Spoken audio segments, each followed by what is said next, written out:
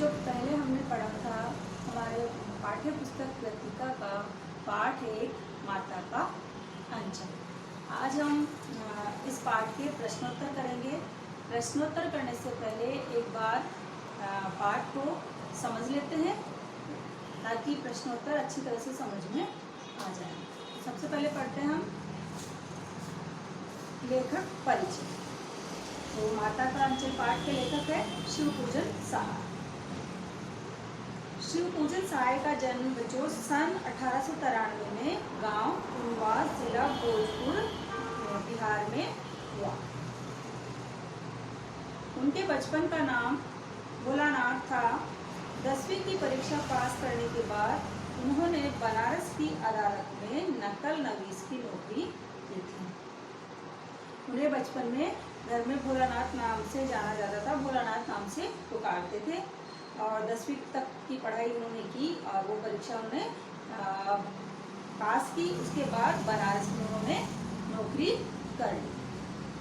बाद में वे हिंदी के अध्यापक बन गए और उसके बाद फिर उन्होंने अध्यापन का कार्य किया, हिंदी के अध्यापक बने। गांधी जी के आह्वान पर उन्होंने असहयोग आंदोलन के प्रभाव से सरकारी नौकरी से त्यागपत्र दे दिया। जब गांधी जी ने आह्वान किया असहयोग आंदोलन में, उस समय के हमारे युवाओं को आमंत्रित किया, बुलाया, तब इन्होंने वो नौकरी छोड़ दी और उससे त्यागपत्र दे दिया और असहयोग आंदोलन में वो शामिल हो गए। वे अपने समय के गद्य लेखकों में अत्यधिक लोकप्रिय और सम्मानित व्यक्ति थे। उस समय में, उनके समय में जिन भी लेखकों ने जो गद्य की रचना की, जैसे निबंध, संस्मरण आदि की, उनमें ये सबसे प्रमुख थे, सबसे प्रसिद्ध थे। उनकी रचनाओं में लोक जीवन तथा लोक संस्कृति के प्रसंगों की सुंदर अभिव्यक्ति हुई है। उनकी रचनाओं में साधारण लोगों के जीवन, ग्रामीण संस्कृति आदि के बहुत ही सुंदर प्रसंग है, सुंदर रचनाएं। सन 1963 में उनका देहांत हो गया था। सन 1963 में शिवपूजन सहाय की मृत्यु हो गई। रचनात्मक परिचय, क्या क्या इन्होंने रचनाएं की। शिवपूजन सहाय ने जागरण, हिमालय, माधुरी, बालक आदि कई पत्रिकाओं का संपादन किया। तो ये पत्रिकाएं उन्होंने निकाली, छापी।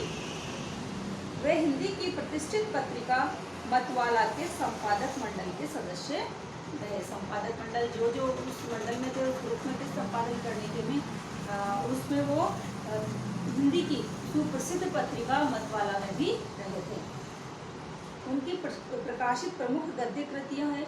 बच्चों उन्होंने लिखी तो बहुत सी है, लेकिन जो मुख्य रूप से है, छपी है, वो निम्न है। देहाती दुनिया, ग्राम सुधार, वे दिन वे लोग, स्मृति शेष आदि उनकी संपूर्ण रचनाएं शिवपूजन रचनावली नाम के 4 जो ग्रंथ है उसकी 4 खंडों के अंदर छपी हुई है। इन्होंने एक बहुत बड़ा ग्रंथ है जिसकी रचना की, उसमें उनकी सारी रचनाएं छपी है। उस ग्रंथ के 4 खंड है, 4 भाग है।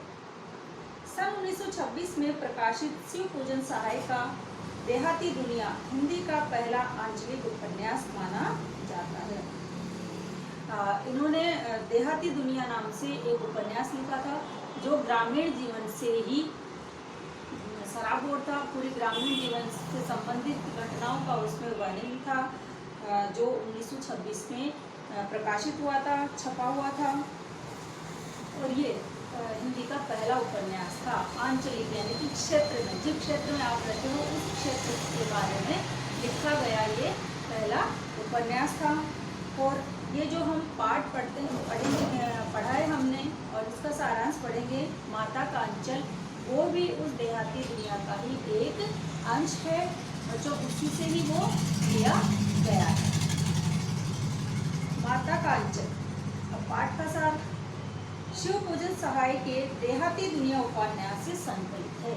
शिवपूजन सहाय की देहाती दुनिया उपन्यास से लिया गया है। इसमें लेखक ने अपने बचपन के खेल तमाशों, रुचियों, अरुचियों और शरारतों आदि की मनोरम झांकी प्रस्तुत की है।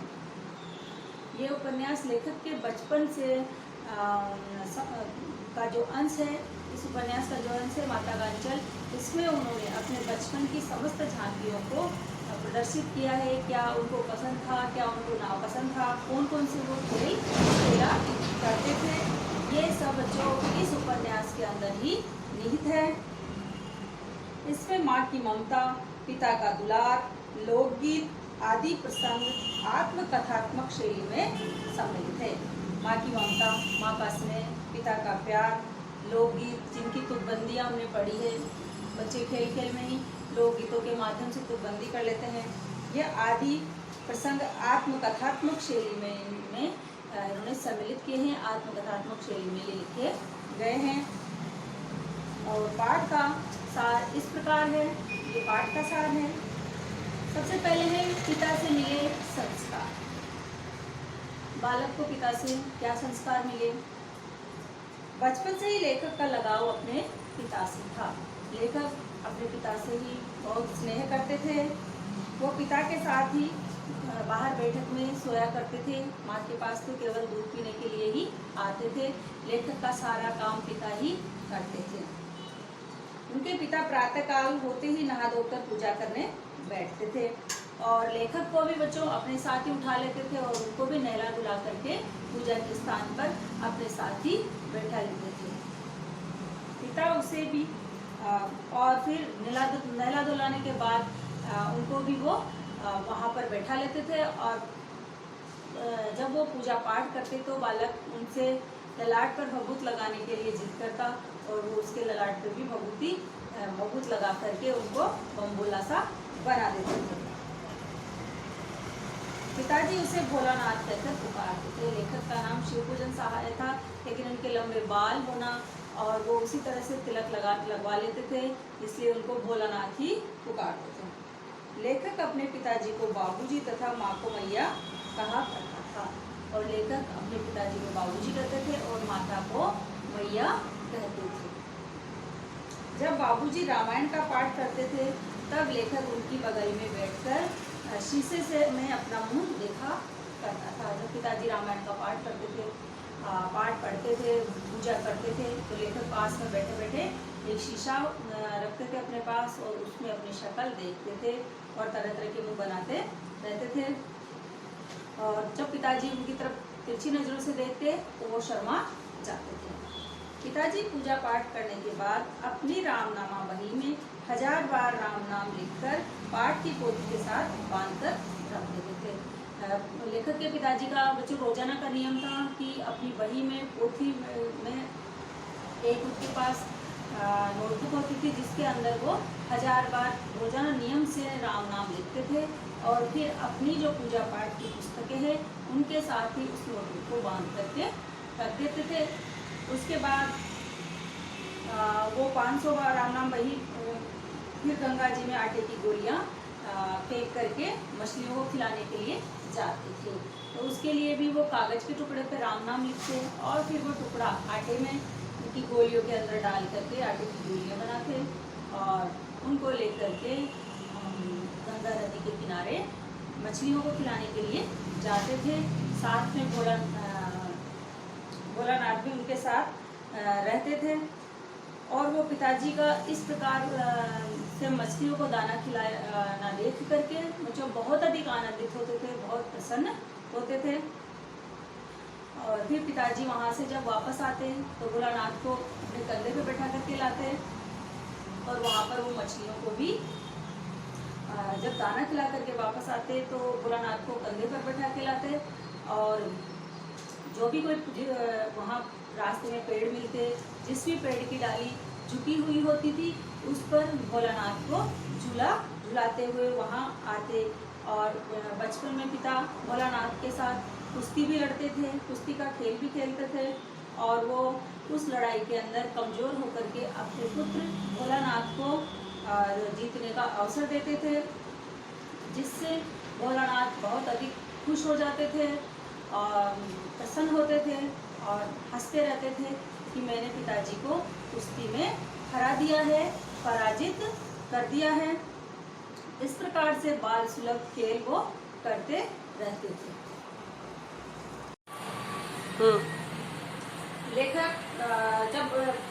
मछलियों को दाना खिला करके पिता के साथ वापस आते, तो रास्ते में जो भी पेड़ नीचे झुके हुए थे, पिता उनको उन पेड़ों की डाली पर झूला झुलाते थे। और उसके बाद जब लेखक के पिता घर आते और वो भोजन करने के लिए चौके में जाते, रसोई घर में जाते, तो लेखक भी अपने पिता के साथ ही भोजन किया करते थे। पिता उन्हें घी और चावल मिला करके अपने ही हाथों से भोजन कराते थे। और पेट भर के भोजन कर लेने के बाद लेखक की माँ उन्हें और अधिक भोजन कराने के लिए जिद करती थी। माँ चाहती थी कि वो और अधिक भोजन करे। वो पिता से कहती है कि आपको बच्चों को भोजन कराना नहीं आता, आप नहीं जानते कि छोटे बच्चों को किस प्रकार से भोजन कराया जाता है। माँ चावल और दही मिला करके बच्चे को भोजन कराती थी और एक एक पक्षी का नाम का बना करके खिलाती थी। इससे खेल खेल में बच्चा अच्छी तरह से भोजन कर लेता था।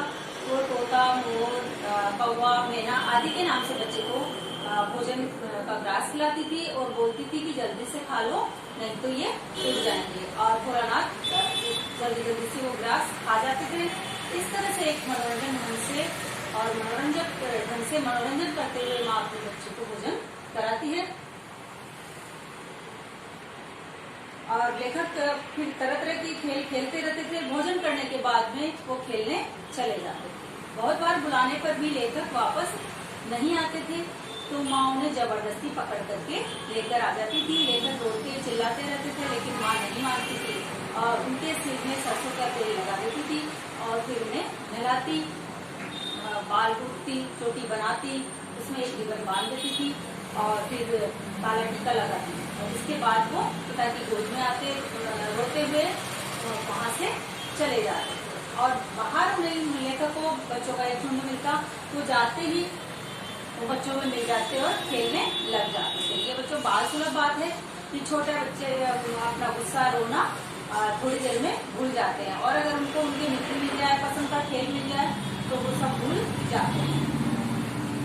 वो वहाँ पर अनेक प्रकार के तरह तरह के मित्र मंडली के साथ खेल खेला करते थे। कभी वो चबूतरे के कोने पर नाटक घर बनाते थे, कभी मिठाई की दुकान लगाते थे, तो कभी घर बनाते थे। घर बना करके खेल खेला जाता था। कभी सबको पंगत में बिठा करके जिमाते थे, कभी एक पंक्ति एक लाइन में बैठा करके जिमाते थे, खाना खिलाते थे। कभी बारात निकलती, कभी खेती करने का खेल खेला जाता था। कभी बारात निकालने का खेल होता था और कभी खेती करने का खेल वहाँ खेला जाता था। इन खेलों में बच्चे पूरा आनंद लेते थे और इन खेलों का बच्चे पूरा आनंद उठाते थे, आनंद लेते थे।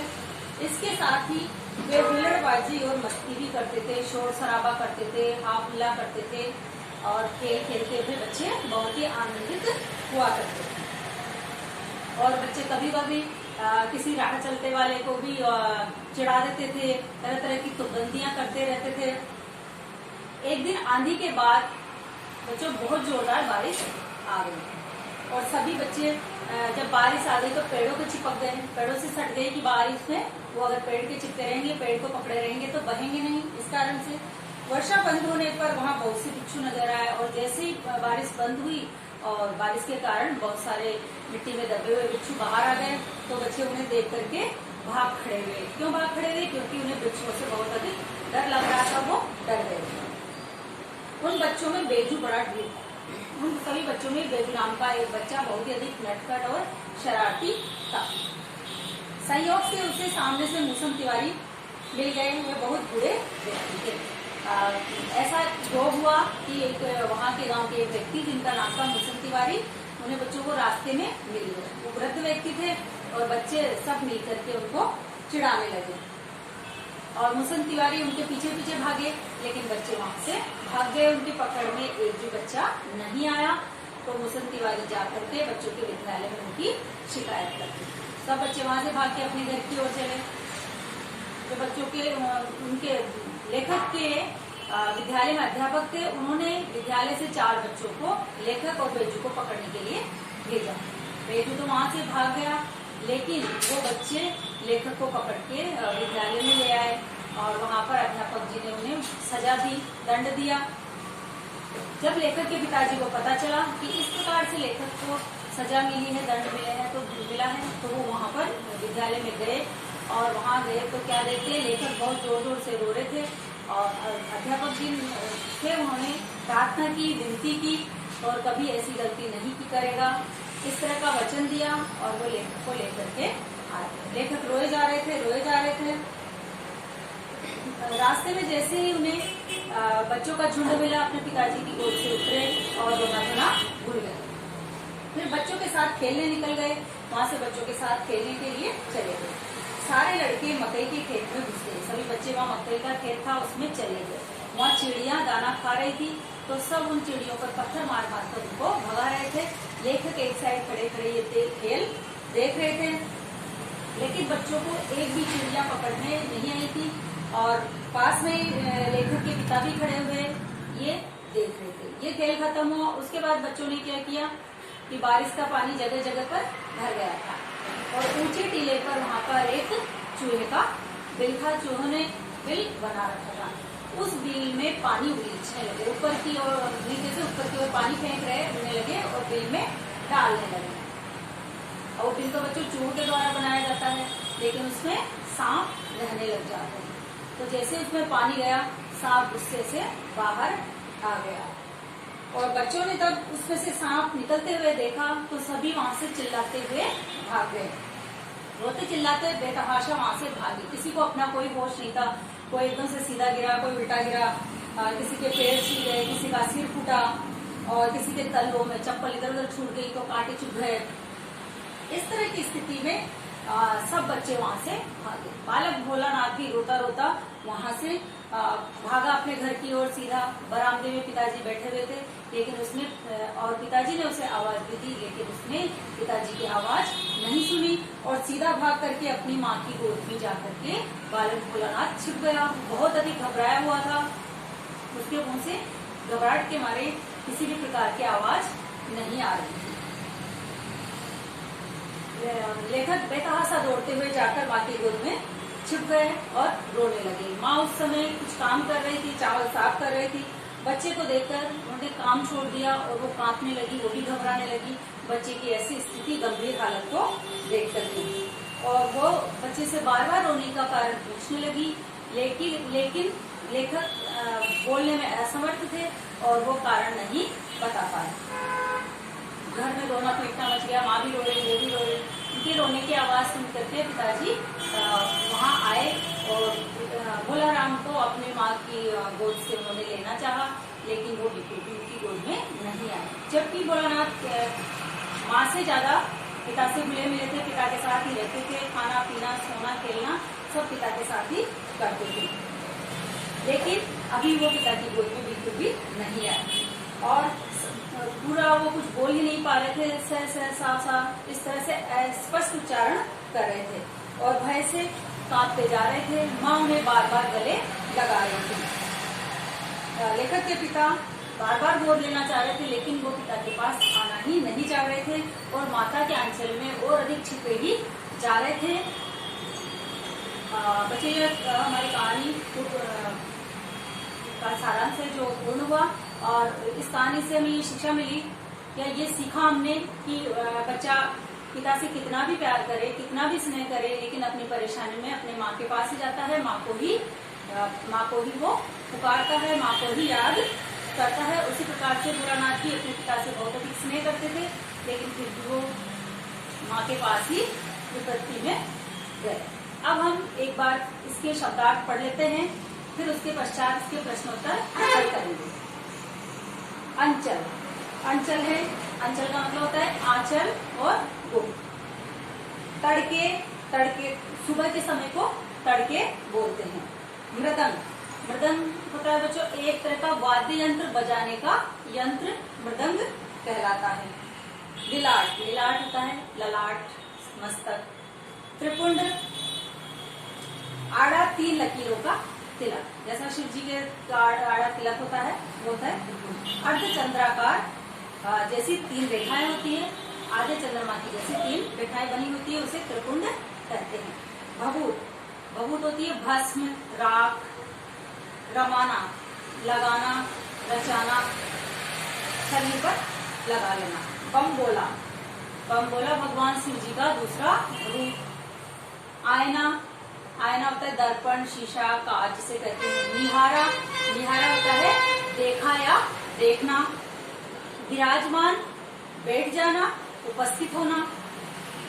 शिथिल, शिथिल होता है कमजोर हो जाना, ढीला हो जाना। उतान, पीठ के बल लेट जाना। नोचना, जोर से खींचना, किसी चीज को जोर से खींचना नोचना कहलाता है। गोरस, गाय का दूध या दही। सान कर, मिलाकर, भूनकर। अखड़ जाना, भर पेट खा लेना, बहुत अधिक खा लेना, यानी भर पेट से भी अधिक ज्यादा खाना, पेट का फूल जाना।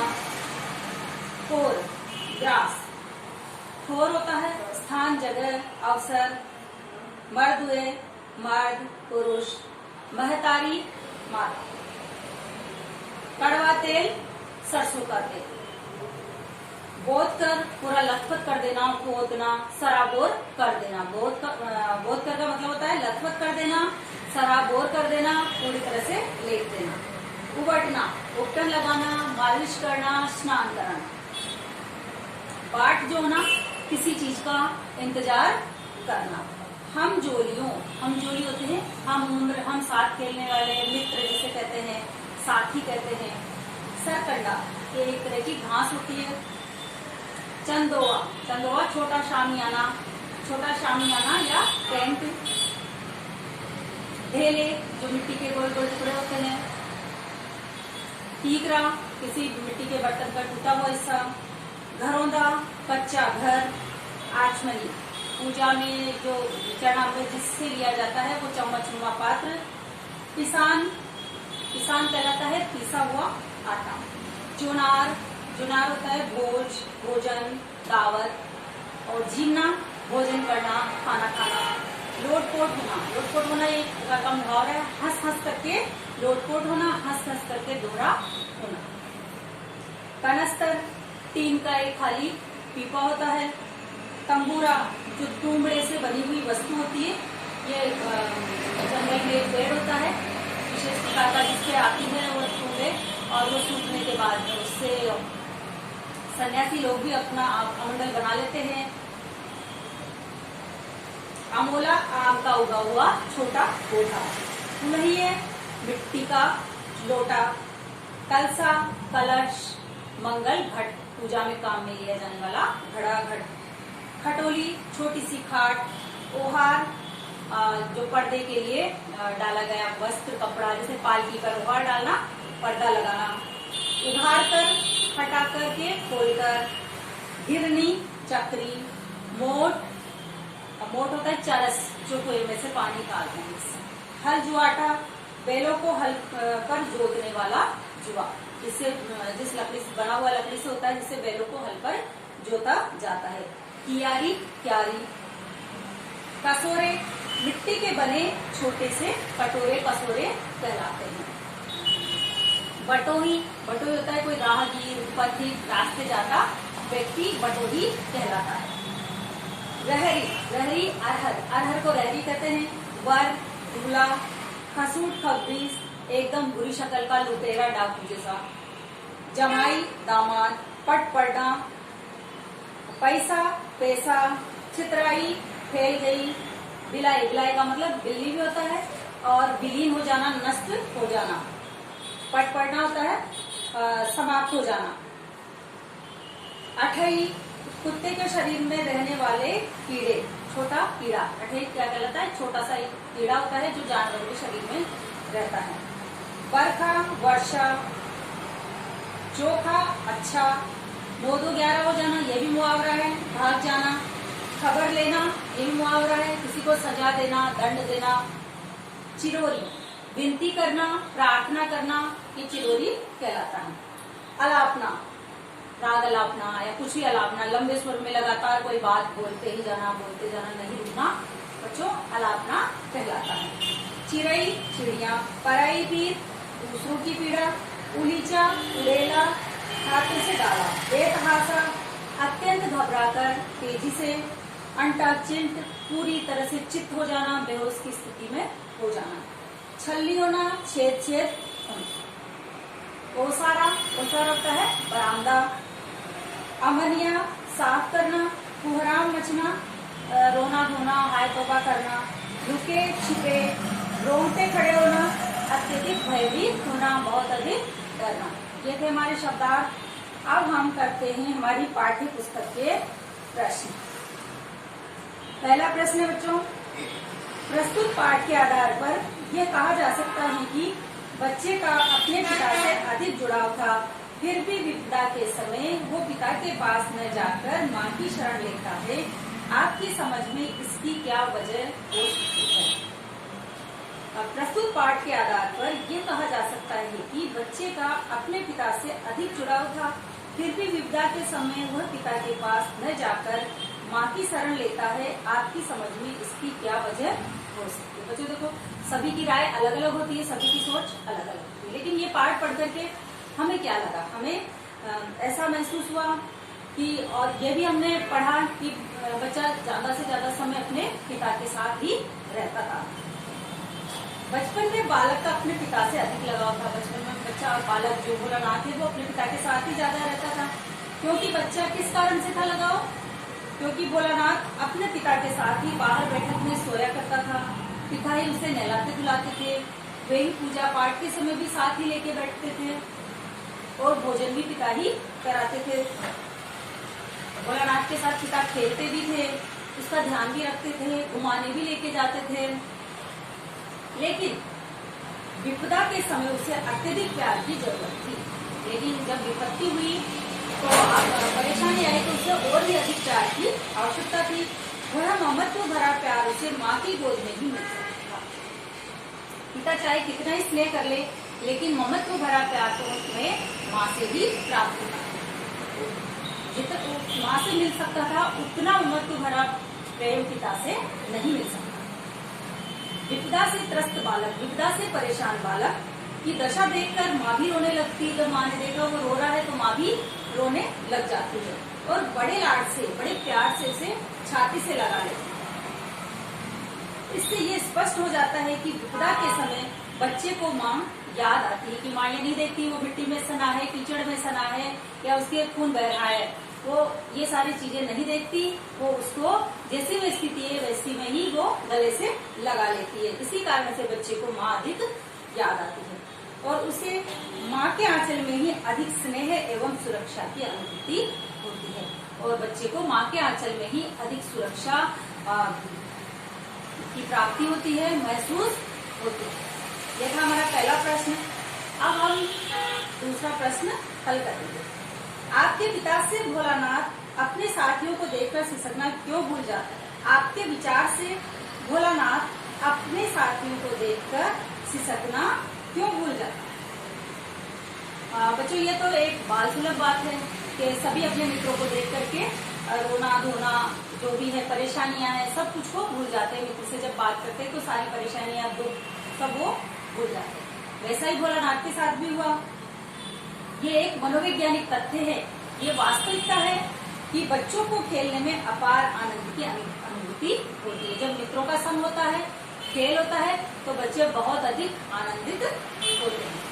वो खेल में भूख प्यास भी भूल जाता है। खेलते समय खेल में बच्चों को भूख प्यास का भी अनुभव नहीं होता है, वो भूख प्यास भी भूल जाता है।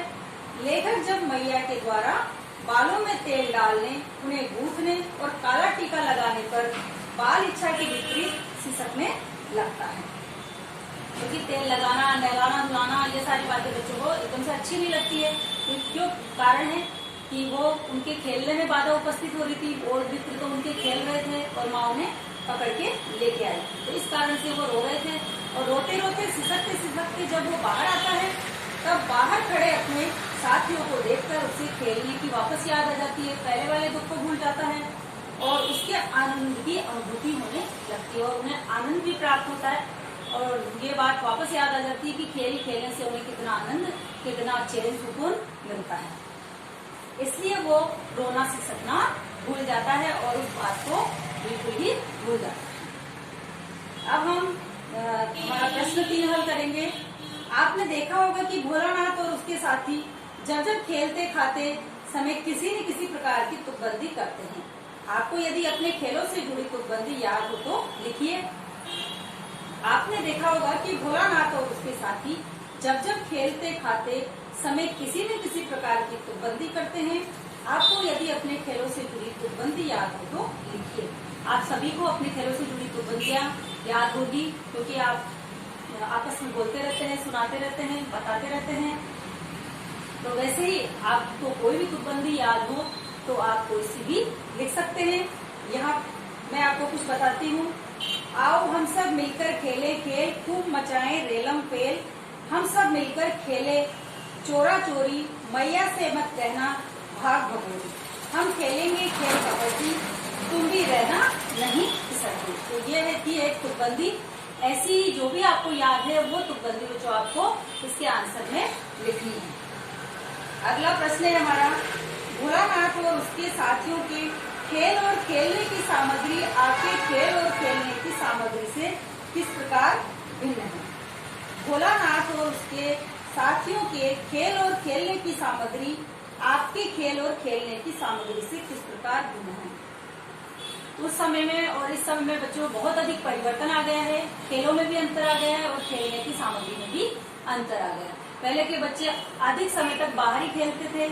आज के बच्चों को बहुत कम समय मिलता है बाहर खेलने का, और खेलों में भी बहुत अधिक अंतर है। तो उसके बारे में अब हम इसका आंसर समझते हैं और लिखेंगे। भोलानाथ और उसके साथियों के खेल तत्कालीन परंपरागत दैनिक जीवन से जुड़े थे। ऐसे खेल थे जिसमें रोजमर्रा के जीवन, रोजमर्रा के खेल, और उन खेल में लोग बच्चे बहुत सारी बातें भी सीख जाते थे। खाने की क्या क्या चीजें होती है, खेत खलियान कैसे होते हैं, क्या किया जाता है, शादी विवाह में क्या रीति रिवाज होते हैं, खेतों में सिंचाई कैसे की जाती है। तो ये सारी चीजें बच्चे खेल में ही सीख जाते थे। इस प्रकार के खेल होते थे जो दैनिक जीवन से जुड़े होते थे। खेल सामग्री भी घर में उपलब्ध दिए, माचिस की तिल्ली, टूटी फूटी वस्तुएं, रस्सी आदि से तैयार की जा सकती थी। खेल की सामग्री भी बाहर से खरीदी नहीं जाती थी, घर के सामान से ही बना ली जाती थी। आज की खेल सामग्रियां बाहर से आती है और वो बहुत ही अधिक कीमती होती है, महंगी होती है। वे घर बनाते, दुकान चलाते, बारात का खेल आदि खेलते और उन्हीं में आनंद की अनुभूति करते थे। ये छोटे छोटे से साधारण से खेल खेलते थे और उन्हें इसी में ही आनंद आता था। आज और तब के जमाने में बहुत परिवर्तन आ गया है। आज का जमाना और उस समय के जमाने में बहुत अधिक परिवर्तन आ गया है, बहुत अधिक बदल गया है। मानसिकता में भी बहुत बदलाव आ गया है, सोच विचार में भी बदलाव आ गया है। आज के माता पिता बच्चों को इतनी स्वतंत्रता नहीं देते कि वे बाहर खेलने जाए, हुल्लड़बाजी करे, शरारतें करे। क्यों? क्योंकि आज का समय